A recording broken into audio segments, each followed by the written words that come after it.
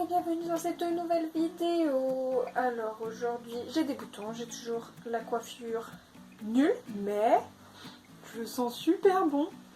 Ouais bah vous pouvez pas le sentir mais bon je sens super bon. Je sens un petit peu le monoeil, j'aime trop.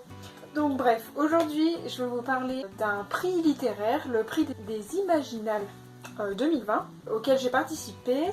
Et hier, il y a eu le prix des lauréats qui a été décerné, donc il y a plusieurs prix, je vous expliquerai. Et donc voilà, quand j'ai vu le prix, j'étais trop contente parce que je voulais trop que ce soit ce livre-là qui gagne. Voilà, on va parler de ça aujourd'hui, on va parler du livre aussi qui du coup a gagné et qui était un coup de cœur pour moi. On va faire ça rapidement j'espère, mais bon je ne sais pas, je n'arrête pas de parler. On va passer un petit moment ensemble pour parler de ce prix et puis du roman quoi, ça va être super. Allez, on commence, clap.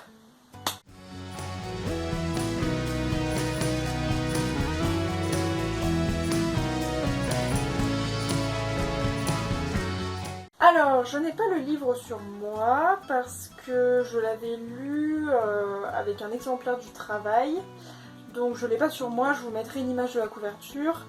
Après, dès qu'on la voit une fois, je pense qu'on la retient quand même parce qu'elle a un design assez particulier. Je crois que c'est chez Scrinéo et l'œuvre s'appelle Mère morte. Voilà, donc comme ça...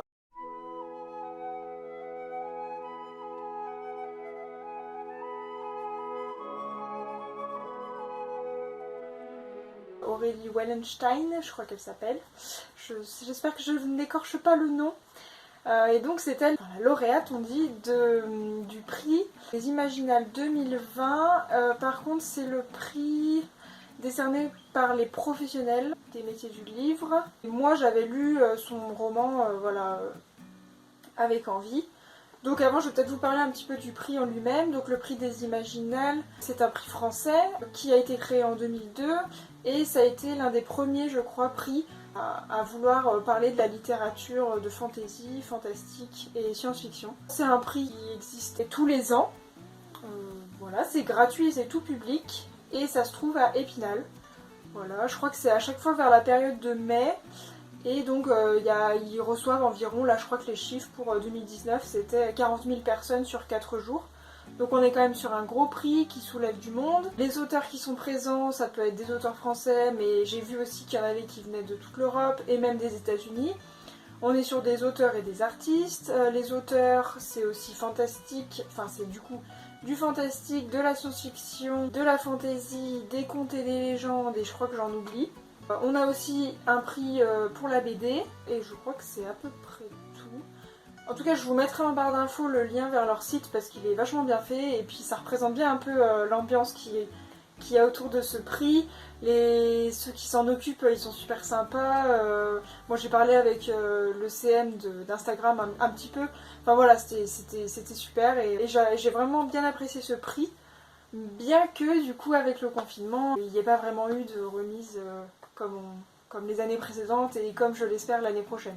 Mais enfin bon, donc cette année, le prix pour les professionnels, il y avait en lice donc Mère morte de Aurélie Wallenstein, Chevauche brume mais je ne sais plus de qui, La lyre et le glaive, Une sirène à Paris qui est très connue, et Les furtifs de Damasio qui lui aussi est très connu.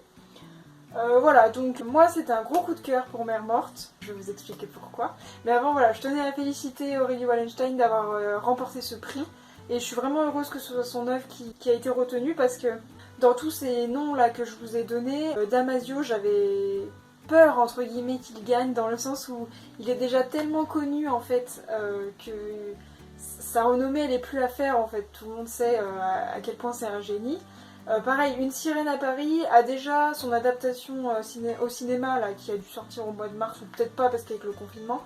Donc enfin voilà, c'est déjà deux œuvres qui pour moi avaient assez de notoriété entre guillemets. Et pourtant un prix ça sert à ça sert à donner de la notoriété, donner un petit peu d'importance à une œuvre. Et donc moi mon choix c'était déjà un peu plus porté sur les trois autres œuvres. Après j'ai lu La lyre et le glaive et malheureusement ça a été vraiment un désastre pour moi. Je crois que je vous en ai parlé dans la vidéo sur le sorceleur, mais au moment où je tourne ça, je sais pas si cette vidéo sera déjà sortie. Pareil, celle-là, cette vidéo, je sais pas quand est-ce qu'elle sortira, parce qu'il faut le temps que je puisse la monter. Peut-être qu'il y aura un peu de décalage entre aujourd'hui, donc c'est le lendemain de l'annonce des lauréats, et le jour où la vidéo sortira. Mais je pense que ça n'a pas vraiment d'importance, je pense. Après vous me direz dans les commentaires si vous n'êtes pas content parce qu'il y a trop d'écart, mais je ferai en sorte que ça ne se reproduise plus. Mais pour l'instant voilà, je ne sais pas trop encore au niveau du rythme comment je vais pouvoir m'organiser. Mais c'est pas grave. Donc pour revenir à Mère Morte, Mère Morte pour moi ça a été déjà un coup de cœur visuel parce que comme je vous l'ai dit dans ma deuxième vidéo, j'ai vraiment horreur des couvertures simples entre guillemets. J'adore quand il y a du design, quand il y a quelqu'un qui a travaillé dessus. Et voilà, tout de suite, grâce à la couverture déjà on arrive à se rendre compte d'une ambiance qui découle du livre. Et donc je vous explique rapidement le résumé. Mère Morte, c'est dans un futur plus ou moins proche, je dirais peut-être éloigné mais en même temps pas tellement. Et du coup, dans ce monde qui est la Terre, il n'y a plus ni mer, ni océan, ni cours d'eau. En fait, voilà, il reste plus grand chose. Et donc, bah voilà, la société humaine, enfin l'humanité et même en fait les animaux de manière générale, ont dû apprendre à vivre sans eau, sans mer et sans océan. Et en fait, ça a des répercussions désastreuses. C'est-à-dire, il y a une sécheresse, puisque vous savez bien, je vais pas vous faire un cours, mais l'eau, et ben, elle s'envole, enfin elle s'évapore. Ensuite ça fait des nuages, ensuite ça fait de la pluie. Enfin voilà, c'est un cycle de l'eau en fait qui n'existe plus du fait qu'il n'y a plus de mer ni d'océan. Là on a le personnage principal qui s'appelle Oural et qui lui est un exorciste dans le sens où il a des pouvoirs puisque depuis que les mers et les océans ont disparu, les êtres marins, les animaux marins, en fait viennent hanter les êtres humains à chaque marée haute spectrale, on peut appeler ça. Et donc voilà, c'est des nuées de spectres, d'animaux marins qui viennent dévorer des êtres humains, leurs âmes en fait particulièrement, pour les tuer. Et donc ça, Oural c'est un exorciste et c'est censé être un protecteur d'êtres humains, donc il est capable, il a des pouvoirs, il est capable de faire des dômes de protection, comme ça les spectres ils se cognent dessus mais ils ne peuvent pas passer les barrières. Donc ce Oural là c'est le personnage principal. Et en fait au bout du, je sais pas, quelques chapitres, il y a un bateau volant, un bateau flottant qui arrive en même temps qu'une marée. Et en fait Oural se fait kidnapper par cette flotte. Je crois que le bateau c'est un peu dégoûtant mais c'est des sortes de bouts d'ongles d'êtres humains restés qui constituent la coque. Enfin voilà, c'est décrit assez crûment. Après de toute façon les animaux, enfin les fantômes on va les appeler comme ça, en fait eux aussi ils ont un corps décharné, c'est vraiment pas beau à voir. Donc Oural il va aller avec eux. Et va commencer une épopée. Oural au début il va pas comprendre pourquoi il est là et à quoi il sert. Normalement il est censé alimenter le bateau pour qu'il puisse continuer d'avancer, puisque l'exorciste peut protéger le bateau des marées. Puisque c'est à ce seul moment que le bateau se lève et continue de naviguer. Mais voilà, au bout d'un moment, je vous dis pas la suite parce que j'ai vraiment envie que vous puissiez l'acheter et avoir envie. En fait, au bout d'un moment, les personnages de l'équipage vont devenir tous un peu plus, comment on pourrait dire. Au début, on n'a pas vraiment d'empathie pour eux, enfin, on comprend pas trop, pour nous c'est des méchants parce qu'on a le point de vue d'Oural. Et en fait, au fur et à mesure, voilà, chacun a sa propre identité et on comprend qu'en fait les relations déjà dans l'équipage, elles sont très complexes, mais elles sont très humaines, très vraies. Et au final, l'épopée qu'ils entreprennent, elle est vraiment immense et elle n'est pas si méchante que voudrait le faire croire le chef du bateau qui s'appelle Bengal, je crois. Et voilà, Oural il va se rendre compte que finalement c'est pas vraiment un équipage de vrais pirates mercenaires et qui tuent à tout va quoi. Enfin franchement, c'est une super manière d'aborder l'écologie et c'est pour ça que ça a été pour moi un coup de cœur parce qu'on entend tout le temps les océans sont pollués, il y a beaucoup de plastique, les océans avec la fonte des glaces vont augmenter, on va se noyer, enfin vous voyez ce genre de choses qu'on entend aux informations et qui sont vraies donc il faut agir maintenant. Mais là le fait que l'auteur parle directement du fait qu'il n'y a plus d'océan, et ben ça nous montre à quel point en fait on n'en prend déjà pas soin, voilà. Et ça nous montre aussi à quel point si l'océan et les mers ont disparu, c'est parce que l'être humain a complètement détruit cet écosystème. Et notamment il y a des parties de chapitres où Oural a des sortes de flashbacks d'une vie antérieure de mammifères marins qui se sont fait tuer en se faisant pêcher par des harpons, en se faisant prendre au piège dans des filets. Et ça, je trouvais que c'était super innovant, c'était super touchant aussi parce qu'on se rend compte que en fait, notre mode de vie et notre mode de consommation ça va pas du tout avec, l'écologie, avec la manière dont les animaux marins puissent vivre. Et c'est aussi, je trouve, une manière de leur donner la parole. Parce qu'en fait, là dans l'écologie, c'est vrai qu'un animal, un mammifère, je veux dire, je prends exemple, je sais pas, un tigre, qu'on va voir se faire tirer dessus, forcément ça va nous faire quelque chose, ça va nous faire mal. Et c'est vrai qu'on ne parle pas assez des poissons qui se font harponner ou des baleines qui se font trancher. Enfin, c'est vrai que c'est une douleur animale je trouve qu'on minimise. Et là, c'était un super moyen de pouvoir ramener le sujet sur le tapis. Mais surtout, je me suis dit, c'est justement abordé. On n'est pas sur l'humain a fait ça, donc conséquence, il n'y a plus de mer. On ne sait pas vraiment pourquoi il n'y en a plus. Tout ce qu'on sait, c'est on le déduit que c'est parce que voilà, l'être humain a complètement détruit le système.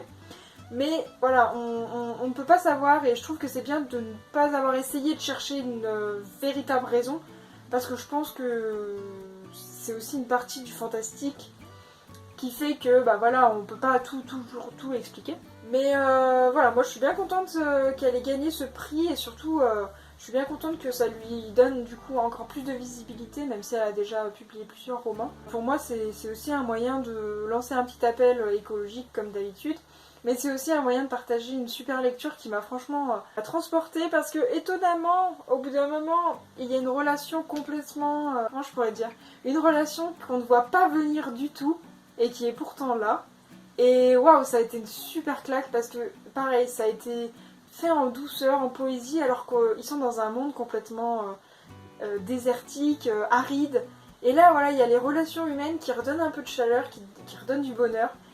Et franchement, ça m'a cloué un peu au sol parce que c'était super. Je me suis dit waouh, mais là oui, c'était ce qu'il fallait faire, et oui, c'est trop bien qu'elle l'ait fait, l'auteur. Et voilà, enfin franchement, j'étais super étonnée, trop contente de ma lecture. C'était ma meilleure lecture du prix là. Et vraiment, je suis super heureuse qu'elle ait gagné parce que moi je trouvais que c'était un livre qui sortait un peu de l'ordinaire et qui peut plaire à des ados, mais peut plaire aussi à des adultes, parce que c'est des thématiques que les adultes peuvent très bien aimer. Oui, bah moi je suis une adulte et j'ai très bien aimé. Donc, donc voilà. Après, je sais pas si je vais peut-être lire ces autres romans. Ils ont l'air vraiment pas mal. Et puis comme je disais, à Scrinéo ils font un sacré boulot au niveau des couvertures. Donc je vous mettrai, si vous voulez, son Instagram par exemple, ou même directement sur Scrinéo si vous voulez acheter ces bouquins.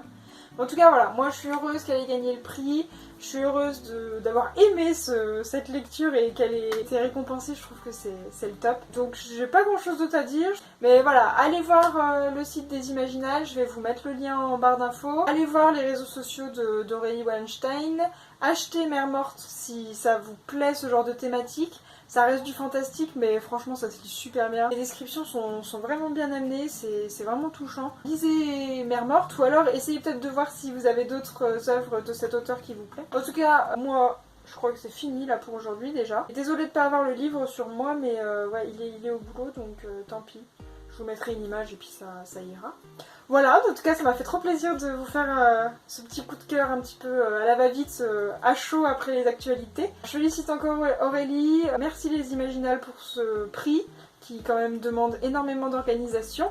Et voilà, je pense qu'on peut finir sur une petite note positive. Vous pouvez vous abonner, vous pouvez liker ou commenter. Si jamais vous avez déjà participé à des prix littéraires, soit en lisant la liste, même si vous en faites pas partie en tant que jury, soit bah voilà, vous avez été vous-même jury. Enfin, ce serait super intéressant que je puisse parler avec vous parce que c'était le premier prix littéraire auquel je participais en tant que votant. C'était une super expérience. J'ai hâte de recommencer l'année prochaine. Bon, et bah je vous souhaite une bonne fin de journée. Bon début de nuit, oui, je ne sais pas à quelle heure vous regardez cette vidéo. Mais voilà, en tout cas moi j'ai trop aimé. Ça m'a fait plaisir de faire cette petite vidéo avec vous. Allez, bye bye!